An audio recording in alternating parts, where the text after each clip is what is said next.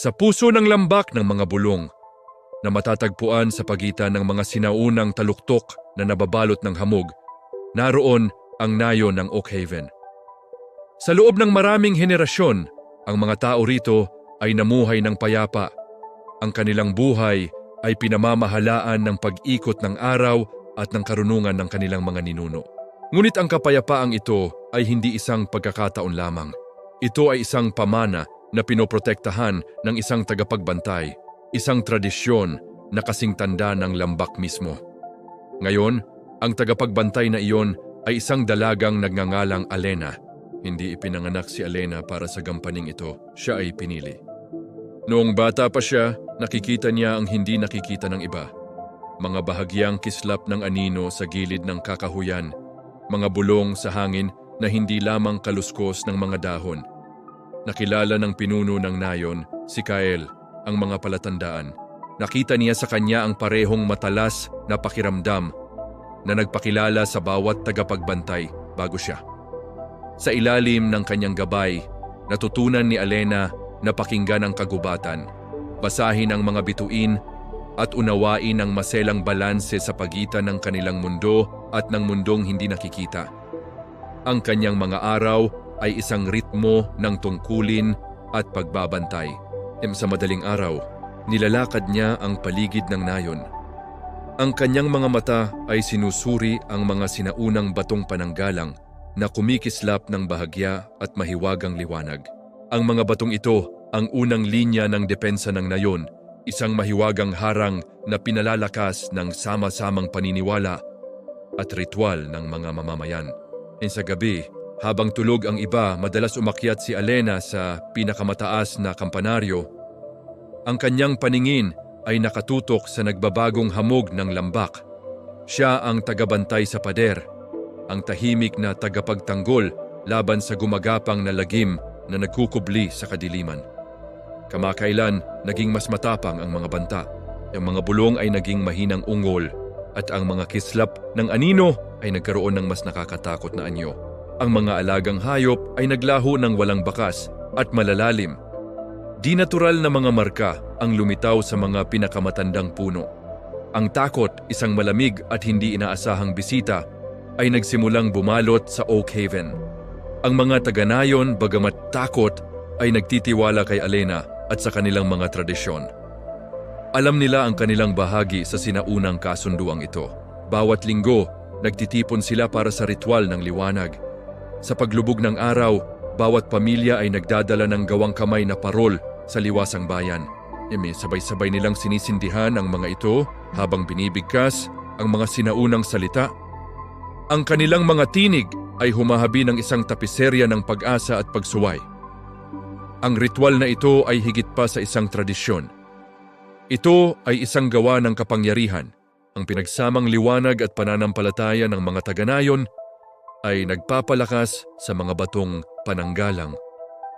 Itinutulak pabalik ang gumagapang na kadiliman at pinagtitibay ang kanilang kalooban na magtiis. Ito ay isang maganda, maningning na pagpapakita ng pagkakaisa. Isang tanglaw ng katapangan sa harap ng karamihan. Isang gabi, dumating ang pag-atake. Hindi isang banayad na pagpasok, kundi isang ganap na pagsalakay. Isang halimaw na nilalang, isang nilalang ng baluktot, na anino at buhol-buhol na mga sanga ang sumira sa mga panlabas na pananggalang. Ang dagundong nito ay tunog ng nababasag na kahoy at matinding poot, na umalingaw-ngaw sa buong lambak at naghasik ng takot sa puso ng mga taga-nayon. Nagkaroon ng gulat, ngunit ang matatag na boses ni Kael ay pumutol sa kaguluhan, na hinihimok ang lahat na pumunta sa bulwagan. Si Alena, gayunpaman, ay tumakbo patungo sa panganib. Gamit ang kanyang tungkod na inukit mula sa ubod ng isang sinaunang puno ng oak at may dulo ng kristal na umuugong na may nakatagong enerhiya, hinarap niya ang halimaw sa gilid ng liwasang bayan. Ito ay isang nakakatakot na sayaw ng liwanag at anino. Ang nilalang ay napakalakas, ang mga aninong kuko nito ay humahawi sa hangin, ngunit si Alena ay mabilis at tumpak. Gumagalaw siya na parang hangin. Ang kanyang tungkod ay malabo. Sinasangga ang mga pag-atake nito at gumaganti ng mga nakatutok na pagsabog ng liwanag. Alam niyang hindi niya ito matatalo sa pamamagitan lamang ng lakas. Ito ay isang labanan ng kalooban tulad ng lakas. Habang siya ay lumalaban, humugot siya ng lakas mula sa enerhiya ng nayon. Ang hindi natitinag na pananampalataya ng kanyang mga tao, ang mga alingawngaw ng ritual ng liwanag, ang lakas ng lupain mismo. Naramdaman niya ang kanilang sama-samang pag-asa na dumadaloy sa kanya, na nagpapagatong sa kanyang determinasyon. Sa loob ng bulwagan, ang mga taga-nayon ay hindi nasisindak. Pinangunahan ni Kael, nagsimula silang umawit, hindi sa takot kundi may matinding, nagkakaisang determinasyon. Lumalakas ang kanilang mga boses, dala ang sinaunang kapangyarihan ng kanilang lahi, at ang liwanag mula sa gitnang apuyan ng bulwagan ay nagliliyab, nagpapadala ng pulso ng enerhiya sa buong nayon. Naramdaman ni Alena ang pag-alo ng kapangyarihan habang nagsisimula na siyang manghina. Ang kristal sa kanyang tungkod ay nagliyab na may halos nakakasilaw na kaningningan. Sa isang huling determinadong sigaw, inilipat niya ang lahat ng enerhiyang iyon. Ang pananampalataya ng nayon, ang lakas ng lupain, ang kanyang sariling hindi natitinag na espiritu, sa isang mapangwasak na dagok. Isang sinag ng dalisay, puting liwanag ang lumabas mula sa kanyang tungkod, na tumama sa pusod ng aninong halimaw. Ang nilalang ay nagpakawala ng isang huling, masakit na sigaw na natunaw sa 1,000 bulong, at pagkatapos ay naglaho ito. Nag-iwan lamang ng nananatiling ginaw at amoy ng osono. Bumagsak ang katahimikan sa Oak Haven na binasag lamang ng mabigat na paghinga ni Alena. Dahan-dahang nagsilabasan ng mga taga-nayon, ang kanilang mga mukha ay pinaghalong pagkamangha at ginhawa. Hindi sila nagsaya. Sa halip, nilapitan nila siya ng may tahimik na paggalang. Ang kanilang mga mata ay puno ng pasasalamat. Hinarap nila ang kadiliman ng magkakasama at nagwagi. Si Alena, ang tagapagbantay, ay tumayong matatag, hindi lamang bilang isang tagapagtanggol, kundi bilang isang simbolo ng kanilang pinagsamang lakas. Alam niyang hindi pa ito ang katapusan. Muling magtitipon ang mga anino. Ngunit alam din niya na hanggat pinapanatili ng mga taga-Oak Haven ang kanilang mga tradisyon, hanggat sila ay magkakasamang nakatayo sa liwanag, hindi sila kailanman tunay na matatalo. Ang kanilang pagbabantay, ang kanilang sandata, ang kanilang pagkakaisa, ang kanilang kalasag, at ang kanilang tagapagbantay, ang hindi natitinag na puso ng kanilang katapangan. Maaaring maraming lihim ang mga ulap ng lambak ng mga bulong, ngunit ang diwa ng mga tao nito ay nagniningning ng mas maliwanag kaysa sa anumang kadiliman, sa isang liblib na lambak na nababalutan ng walang hanggang hamog. Matatagpuan ang nayon ng silangan, isang lugar kung saan ang oras ay tila tumigil. Dito, ang mga sinaunang tradisyon ay hindi lamang alaala, kundi buhay na bahagi ng pang-araw-araw na pamumuhay. At sa gitna ng lahat ng ito ay si Alena, ang batang babae na itinakdang maging tagapagtanggol ng nayon. Hindi siya isang ordinaryong mandirigma na may hawak na espada. Ang kanyang lakas ay nagmumula sa malalim na koneksyon niya sa kalikasan at sa mga espiritong nananahan dito. Mula pagkabata, sinanay si Alena ng mga matatanda ng nayon. Tinuruan siyang makinig sa bulong ng hangin, umunawa sa wika ng mga dahon at humingi ng gabay sa mga bituin. Ang kanyang tungkulin ay protektahan ang silangan mula sa mga misteryosong banta na nagkukubli sa kailaliman ng gubat na nakapalibot sa kanila. Ang mga bantang ito ay hindi mga ordinaryong halimaw. Sila'y mga nilalang na isinilang mula sa takot at pagkalimot. Mga aninong lumalakas tuwing humihina ang pananampalataya ng mga tao. Ang mga taga-nayon ay may mahalagang papel din. Bawat takip-silim, nagsasagawa sila ng ritual ng pagbabantay. Nagtitipon sila sa gitna ng nayon. May dalang mga sulo na gawa sa kahoy ng puno ng balete, na pinaniniwala ang may kapangyarihang magtaboy ng masasamang espiritu.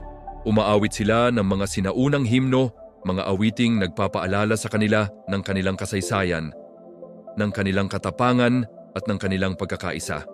Ang liwanag ng kanilang mga sulo at ang lakas ng kanilang mga awitin ang siyang bumubuo ng isang hindi nakikitang harang na nagpoprotekta sa buong nayon.